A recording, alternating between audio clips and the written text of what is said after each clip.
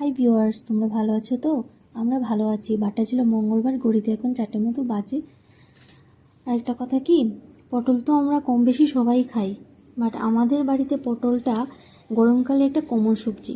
আমাদের বাড়িতে তত বেশি ভাজা পোড়া খেতে কারোরই বেশি একটা পছন্দ নয়। তাই আমি ভাবছিলাম কি আজকে একটু শর্টকাট কয়েকটা ভাজি বানাবো। দুপুরের খাবারে একটু মটর ডাল আর চিকেনের সাথে পটলের একটা গরম ভাজি পাতে থাকলে মন্দ কি আর। তো বানালাম আর তোমাদের সাথে একটু শেয়ার করলাম। তোমাদের যদি আমার মতো এরকম পটলের ভাজি ভালো লাগে তাহলে, সবাই তো কম বেশি একটু একটু ভাজি খায়, তো অনেকে আবার আস্ত ভাজি করে। আমি হাফ করে করলাম, দেখলাম কীরকম লাগে খেতে। ভালোই লেগেছে আমার কাছে। তো তোমরা একবার তো এইভাবে বানিয়ে একবার বাড়িতে খেয়ে দেখবে, ভালোই লেগেছে। আমার কাছে তো ভালোই লেগেছে, জানি না তোমাদের কাছে